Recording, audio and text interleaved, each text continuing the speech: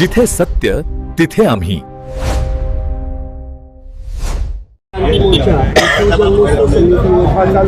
प्रोग्रामला आला. हे 10वं वर्ष आहे आणि ह्या प्रोग्रामला खवरे साहेब किंवा मराठा क्रांती नेक्स्टमधलं मराठाचे जेवढे चेहरे आहेत ते इथे आलेले आहेत. आपण या प्रोग्रामला आला त्याच्यासाठी तुमचं अभिनंदन. तर आज जे उपमहापौर पद म्हणून तुमच्याकडे आलेलं आहे शिंदे साहेबांचं, ॲक्च्युअली बघायला गेलं तर 80मधले ज्या काही सीट आल्या तर मुंबईमध्ये आज तुमच्यासाठी मोठं चॅलेंज आहे. पण तुम्हाला येणारं इलेक्शन किंवा मागे राहिलेला मोठा गॅप हा सगळा कव्हर करायचा आहे. त्याच्यामध्ये तुमची स्ट्रॅटेजी काय असेल ॲज अ उपमहापौर म्हणून काम करायचं? मुंबई शहराचा मुंबई महानगरपालिकेचा उपमहापौर या नात्याने महापौरांच्या मदतीने प्रशासनाला बरोबर घेऊन आणि आपले सर्व नगरसेवक नगरसेविका यांना विश्वासात घेऊन मुंबई शहराचा विकास करणे गरजेचं आहे. आणि मुंबई शहरामध्ये मुंबई खड्डेमुक्त व्हायला पाहिजे असं जे घोषणा मुख्यमंत्री त्यावेळेचे आमचे सन्माननीय एकनाथ शिंदे साहेबांनी केली होती, त्याच्यासाठी त्यांनी निविदा काढल्या होत्या. मुंबई शहरातील रस्ते सिमेंट कॉन्क्रीटचे करणे, त्याचे 2 प्रकारचे कॉन्ट्रॅक्ट झाले, फेज 1 आणि फेज 2.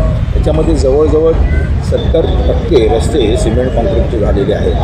उर्वरित रस्ते सिमेंट कॉन्क्रीटचे होण्यासाठी फेज 3चं टेंडर आता निघेल आणि या मे महिन्याच्या आतमध्ये ही सगळी कामं पूर्ण होतील. म्हणून की याच्यापूर्वी उपाटाच्या काळामध्ये जे 50-50 किलोमीटरचे रस्ते सिमेंट कॉन्क्रीटचे व्हायचे ते धोरण बदलून एकदम सिमेंट कॉन्क्रीटचे रस्ते मुंबईचे व्हायला पाहिजे. याच्यामुळे काय होतं की आपण दरवर्षी जो खड्डे बुजवण्यासाठी जे टेंडर करोडोंचं काढतो ते न होता आपल्याला परमनंट लोकांना सिमेंट कॉन्क्रीटचे चांगले रस्ते पाहिजे. हे एक काम चालू आहे. मुंबई शहरामध्ये पाणी तुंबू नये याच्यासाठी देखील मुंबई महानगरपालिकेच्या माध्यमातून आम्ही सर्व उपाययोजना या ठिकाणी आणणार आहोत. मुंबई शहरामध्ये अनधिकृत फेरीवाले बसता कामाने खास करून बांगलादेशी फेरीवाल्यांची इथे घुसखोरी झाली आहे. त्याबाबत आमच्या महापौर ऋतुताई तावडे यांनी देखील सुरुवातीपासूनच ॲक्शन घ्यायला सुरुवात केली आणि मुंबई महानगरपालिकेने देखील त्यांच्यावरती तोडक कारवाई करून अशा बांगलादेशी घुसखोर हॉकर्सना हुडकून काढून पोलिसांच्या ताब्यात देण्याची प्रक्रिया आम्ही सुरू केलेली आहे. सर, येणाऱ्या या 5 वर्षात शिंदे साहेबांनी मागच्या 7 वर्षात जर बघितलं तर त्यांच्याकडे जे डिपार्टमेंट होते त्याच्यामध्ये तुम्ही बोलण्याप्रमाणे रस्ते किंवा खड्डेमुक्त मुंबई करायची किंवा हे जे काय ब्रिज झाले त्याचं खरंच खूप चांगलं काम झालं आणि हे कौतुक करण्यासारखं. पण सगळ्यात मोठा जर आज काय प्रॉब्लेम आहे तर तो SRAचा. आज मुंबईमध्ये आपल्या सरकारचंच आहे की झोपडी हटाव आणि फ्लॅटमध्ये घेऊन जायचं. आणि ह्यात सर तुम्ही जर बघितलं तर SRAमध्ये जर कधीतरी तुम्ही या सर तिथे पात्र अपात्राचे खेळ खूप चालू आहे. आणि ह्यामध्ये म्हणजे थोडंसं पर्सनल जाऊन मी बोलतो सर, ह्यामध्ये काही स्टाफ्स आहेत ते सगळे खेळ करतात किंवा बिल्डर्स हे बाहेर बोललं जातं की बिल्डर्सचं SRA हे बिल्डर्सनाच भेटण्यासाठी SRA. तर ह्या बाबतीत कसं पाऊल असेल? SRAच्या बाबतीमध्ये राज्य सरकारने खास करून गृहनिर्माण विभाग, नगर विकास विभाग याचे जे मंत्री आहेत आणि उपमुख्यमंत्री एकनाथ शिंदे साहेबांनी आणि देवेंद्र फडणवीस मुख्यमंत्री यांनी खूप चांगलं काम केलं आहे. जवळजवळ 17 अशी प्रोजेक्ट या ठिकाणी आयडेंटिफाय केले की क्लस्टर प्रोजेक्ट त्यांचं सर्वे देखील शासनातर्फे इथे झालेलं आहे. आणि असे रखडलेले प्रोजेक्ट जे आहेत हे MMRDA, म्हाडा यांच्या संयुक्त याच्याने आणि प्रायव्हेट एखाद्या खाजगी चांगला बिल्डर घेऊन महाराष्ट्र शासनाच्या देखरेखीखाली हे प्रोजेक्ट होण्यासाठी राज्य शासन या ठिकाणी प्रयत्न करते आहे. आणि त्याची सुरुवात झालेली आपल्याला काही वर्षानंतर याचं सगळं फळ आपल्याला दिसून येईल निश्चित. सर, या 5 वर्षात जर जे तुमचे नगरसेवक आहेत जर त्या काही ठिकाणी 2 नंबरला नगरसेवक आहेत, काही ठिकाणी 3 नंबरला आहेत, जर तुम्हाला ते 1 नंबरला आणायचे असतील तर सगळ्यात जास्त जर तुमचा तुम्ही अभ्यास करताय तर त्याच्यामध्ये जास्तीत जास्त SRAचेच विषय. तर आत्ताची सरकार या बाबतीत किंवा आत्ता तुम्ही BMCमध्ये काय करणार या सगळ्याच्या? जे रखडलेले SRAचे प्रोजेक्ट आहेत त्या सर्व SRAच्या कमिटीचे अध्यक्ष असतील किंवा कमिटीचे सदस्य असतील त्यांना माझी विनंती राहील आपल्या चॅनलच्या माध्यमातून त्यांना जर आवश्यक मदत हवी असेल तर त्यांनी सन्माननीय एकनाथ शिंदे साहेबांना संपर्क करा.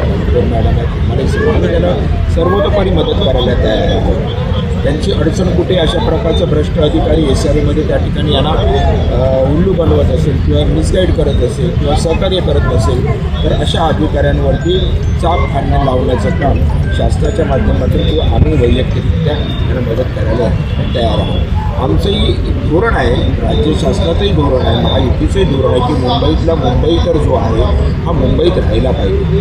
आणि त्याच्यासाठी जसं तुम्ही आता वरळीला DDD चाळी बघितलं, तिथलं रिडेव्हलपमेंट झालं, तिथला मराठी माणूस हा तिथेच राहिला, मुंबईच्या बाहेर फेकला गेला नाही. इकडे देखील मुंबईतले हे सर्व प्रोजेक्ट व्हायला पाहिजे. ते होऊन इथला मुंबईकर आमचा जो झोपडपट्टीमध्ये राहतो तो या ठिकाणी चांगल्या इमारतीमध्ये राहायला पाहिजे, तो मुंबईच्या बाहेर जाता कामा नये असं धोरण राज्य शासनाचं आहे. आणि ही जी काही योजना आहे 40 लाख झोपडपट्टीवासियांना मोफत घरं देण्याची ही वंदनीय शिवसेनाप्रमुख बाळासाहेब ठाकरे यांची घोषणा आहे. आपल्याला ठाऊक असेल की आज हळूहळू पूर्ण होते आणि ह्या महायुतीच्या शासनामध्ये ती अधिक गतीने या ठिकाणी पूर्ण होईल. सर, धारावी आता तुम्ही बोलल्याप्रमाणे वरळीचं जे डेव्हलपमेंट झालं यामध्ये सरकारने काही स्ट्रॅटेजी चेंज केल्या किंवा काही DPमध्ये किंवा त्या सगळ्या गोष्टीमध्ये की डेव्हलपमेंट व्हावं. आज एक धारावीचं प्रोजेक्ट चालू असेल, धारावीमध्ये तुम्ही बघत असाल नेहमी धारावी फेडरेशन त्यांचं आहे, त्यांच्याही सरकारचं नेहमीचं काही ना काहीतरी इश्यू चालू असतात. तर ह्या बाबतीत धारावीमध्ये काही नवीन स्ट्रॅटेजी आणायचा तुमचा विषय आहे का? नाही, हा विषय आहे राज्य शासनाचा. राज्य शासन याच्यामध्ये चांगलं काम करते आहे आणि तेच बघून आता मालवणीमधलं देखील जी स्लम आहे तो देखील धारावी पॅटर्नमध्ये ते इन्क्लूड करणार देखील विचार शासनाचा आहे. त्यामुळे निश्चितपणाने आपल्याला धारावीच्या प्रोजेक्टला देखील हळूहळू वेग येताना आपल्याला दिसतो. असं संपूर्ण आज पुऱ्या मुंबईचं लक्ष धारावीवर, कारण धारावीमध्ये होणारे जे काही GRसाठी जे काय किंवा तिथे येणारे डेव्हलपर्स हा GR नंतर बाकीच्या पण SRAला लागू होईल. तर ह्याच्यामध्ये जो बदल होईल आणि ॲज अ उपमहापौर म्हणून तुमच्याकडे खूप मोठी, कारण तुमच्याबरोबर BJP एकत्र काम करते, तुम्ही काम करताय आणि ह्या ज्या काही ठिकाणी कुरघोड्या होतात तर हे खूप चॅलेंजिंग जॉब आहे. तर ह्याच्यासाठी तुमची स्ट्रॅटेजी काय असेल? आमची शिवसेना म्हणून आमची भूमिका अशी राहणार की अशा प्रकारचे मोठे मोठे जे प्रोजेक्ट आहेत हे पूर्ण कसे व्हायला पाहिजे. त्याच्यासाठी कायद्यात बदल जे करणं आवश्यक आहे ते 100% राज्य शासन आणि मुंबई महानगरपालिकेच्या माध्यमातून जे करतात ते आम्ही करणार. कारण लोकांना आज त्यांचं घर हवं आहे, त्यांच्या डिमांडप्रमाणे त्यांच्या आवश्यकतेचं जो चटई क्षेत्र आहे त्याप्रमाणे त्यांना घर हवं आहे. तिथले धारावीमधले जे कारखानदार आहेत, जास्त करून धारावीमध्ये कारखाने बरेचसे वर्षापासूनचे तिथे आहेत, त्यांना त्यांच्या जो काही एरिया होता त्या बदल्यात वाढीव क्षेत्रफळ जे त्यांना मिळायला पाहिजे त्या दृष्टीने त्यांची मागणी आहे. त्या सगळ्या मागणीचा विचार करूनच आज राज्य शासन त्याच्यावरती काम करते. सर, आपली उत्तरं खरंच म्हणजे येणाऱ्या 5 वर्षात उपमहापौर कसा हवा आणि येणाऱ्या 2.5 वर्षानंतर माझं स्वतःचं मत आहे की स्वतःचं तुमच्यासाठी आहे की जे महापौर पद मिळणार आहे ते आपल्यालाच मिळावं आणि आपणच अशी लीड करावी ही आमची मराठा क्रांती मोर्चा इफाज न्यूजतर्फे एक महाराजांसाठी प्रार्थना. आपण आलात आणि आमच्या या प्रोग्रामला म्हणजे आज आवरेसाहेब आले, आपण आलात, तावडे मॅडम आल्यात, त्यामुळे खूप मोठं प्रोग्रामला एक हे प्राप्त झालं. तरी आपला अभिनंदन आणि आपण असेच आमच्या मराठा समाजाला मदत करावी एवढीच. थँक्यू.